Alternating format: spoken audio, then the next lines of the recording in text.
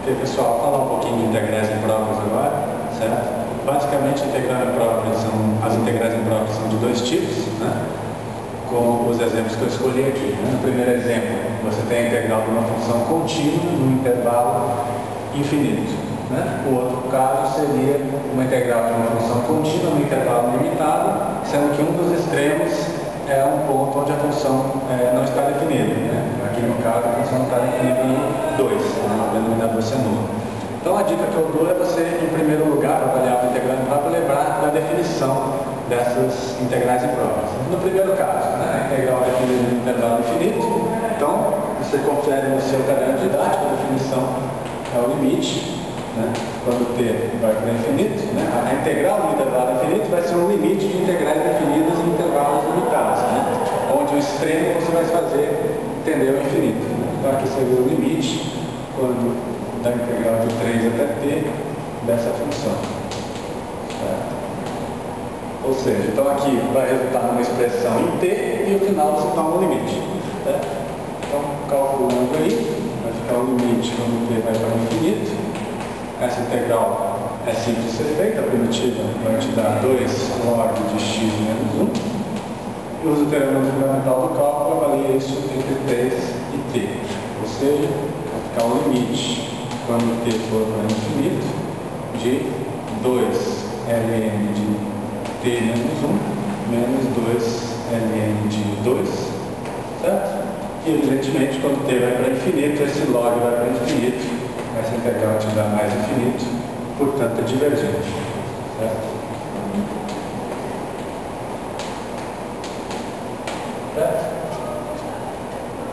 Ok? No caso seguinte, a definição é similar, né? Só que agora o teu problema é esse ponto, esse extremo onde a função não está definida. Né? Então você vai pegar o limite agora, quando o extremo tende ao 2 por valores positivos, né? De uma integral definida no intervalo desde t até 3, certo? Da mesma função.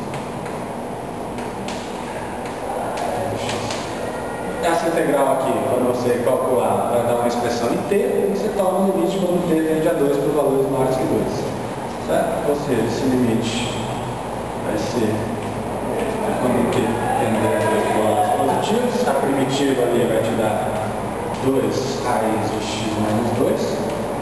Usa o termo fundamental do cálculo, avalia os extremos que é de t até 3. Ou seja, vai te dar o limite quando t tende a 2 valores maiores de, quando for 3 aqui vai dar 2, quando for t vai dar 2 raiz de t menos 2. Isso aqui quando t vai para 2 vai para 0, então esse limite é 2, portanto o limite existe, a integral fica convergente.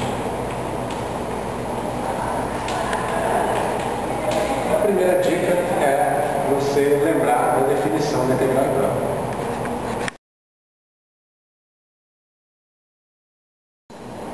Ok, então algumas coisas que a gente deve ter em mente na hora de avaliar a convergência ou divergência de uma integral imprópria. Né? Lembrando que, em geral, quando a gente avalia uma integral imprópria, em geral a gente não consegue obter o limite da integral. A gente consegue dizer se aquele limite existe ou não. Certo? Okay, então algumas coisas interessantes para a gente ter em mente são, em primeiro lugar, conhecer exemplos de integrais que convergem ou divergem. Né? O exemplo básico que você viu no seu caderno didático são essas integrais de 1 sobre x elevado a p. Né? Então grave isso, que essa integral é convergente se o p é maior que 1 e divergente se o p for menor ou igual que 1. Né? Então alguns exemplos simples. Essa aqui ela é convergente. Ela converge por quê? Porque o p, nesse caso, é 3 sobre 2. Né? 3 sobre 2 é maior que 1. Certo? Nesse outro caso, ela diverge. Diverge. Por quê? Porque nesse caso, a potência p é 1 sobre 4, que é menor que 1. Certo? Então, uma coisa importante de você ter em mente na hora de avaliar integrais impróprias. Outra dica que eu dou é lembrar dessa proposição. Né? Ou seja, se a integral do valor absoluto da função convergir, então a integral da função converge. Né? Por que isso aqui é importante?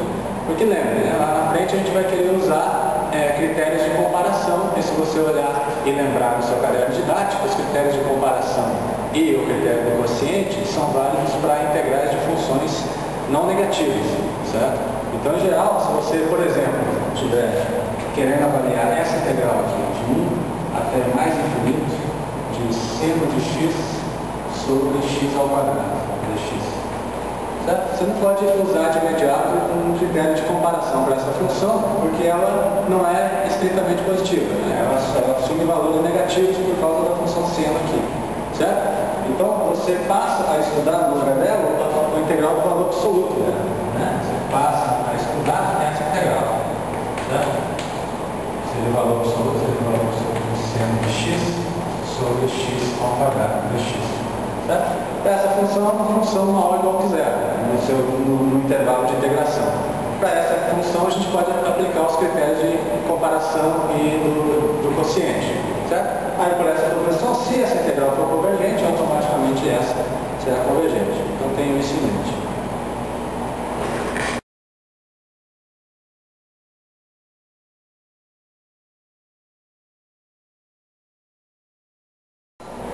Ok, vamos então agora aplicar o cálculo de uma integral própria, escolher esse exemplo, e vamos tentar aplicar alguns dos critérios de convergência que a gente viu, certo? Para começar, vamos tentar usar o critério de comparação. Primeiro, o critério de comparação.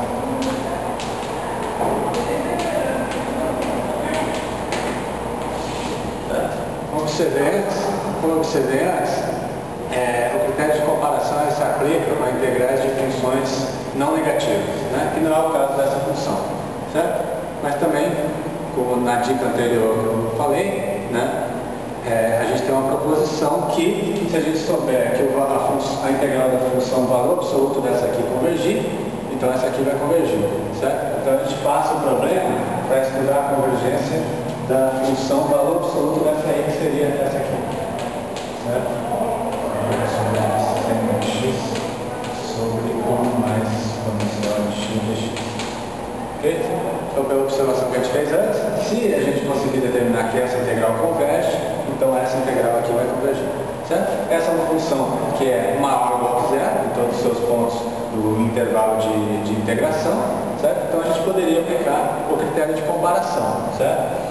Para avaliar para usar o critério de comparação, a gente tem que conseguir construir uma nova função que ou seja menor do que ela, ou seja maior que ela, e a gente consiga determinar se a integral dessa função converge, né? Vamos olhar algebricamente para essa função, tá? Vamos fazer algumas observações.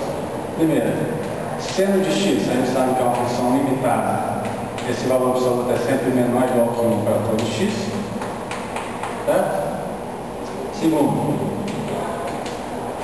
a gente sabe que a função exponencial é sempre maior que zero. Se eu somar 1 a isso aqui, fica maior do que isso, né? Então, a gente tem isso. Certo? Então, em particular, né, quando você inverte esses dois números, a desigualdade troca. Né? Então, a gente tem isso. Fica menor que 1 sobre o exponencial de x. Então, se eu multiplicar os dois lados por uma coisa que não seja negativa, a desigualdade vai manter. Vou multiplicar por valor absoluto de seno de x. Então, a gente vai ter isso. O exponencial de x vai ser menor ou igual que o valor absoluto de seno de x sobre o exponencial de x. E o seno de x, o valor absoluto, é menor ou igual que 1. Né? Então, isso aqui fica menor ou igual que 1 sobre o exponencial de x.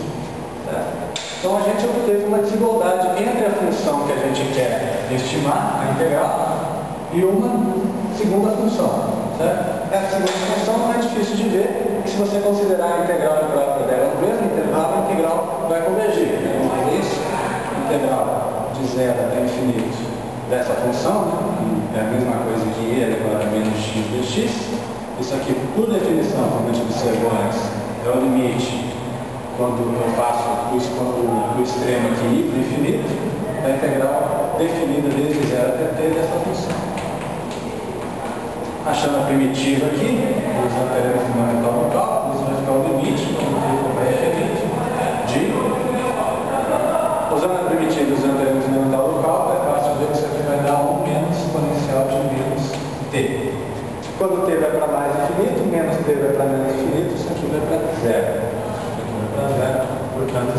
dá 1, concluindo que essa integral aqui converge, certo? Portanto, pelo critério de comparação, a nossa função é limitada por essa e a integral dessa função converge. Portanto, a integral dessa aqui vai ser convergente. Então, a integral de 0 até mais infinito da função valor absoluto de seno de x sobre 1 mais exponencial de x dx converge. Ok, e pela observação que a gente fez antes, se a integral do valor absoluto da função convergir, a integral da função original converge. A integral de 0 até mais infinito seno de x sobre 1 mais exponencial de x dx converge também. Portanto, a gente pode aplicar o critério de comparação e concluir que essa integral converge.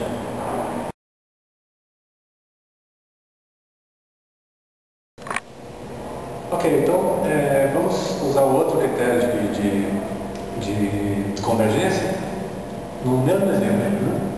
Temos essa função, lembrando que os critérios de convergência eles se aplicam para integrais de funções não negativas, que não era o caso dessa. Certo? Como a gente observou, basta a gente então passar para a integral imprópria da função valor absoluto. Certo? Então, no caso aqui, a nossa função que a gente está querendo integrar é a função f de x igual ao valor absoluto de seno de x sobre 1 mais exponencial de x. Certo? Ok, que é uma função não negativa, né? Que o valor absoluto dividido por uma coisa que é maior que 1. Certo? Então, no critério do quociente, você tem que exibir, né, uma nova função que quando você tomar o quociente, você possa tomar o limite, esse limite exista, seja positivo. Certo?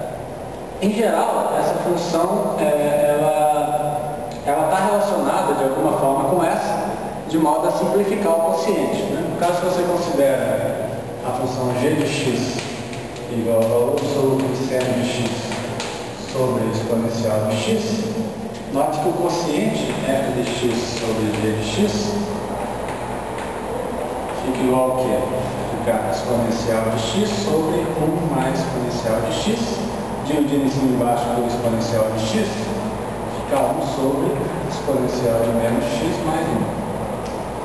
Então, quando você toma o limite desse quociente, quando x vai para mais infinito, desse quociente,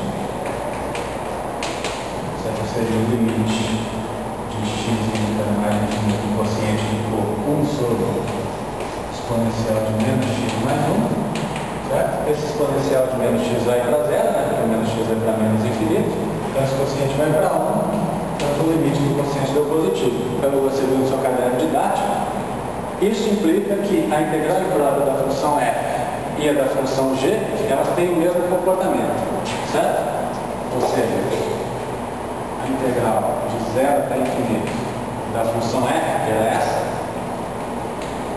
seno de x sobre 1 mais exponencial de x, e a integral da g, a g é essa, de 0 até mais infinito, mais 0, de valor absoluto do seno de x sobre exponencial de x dx, elas têm o mesmo comportamento. Tem o mesmo comportamento.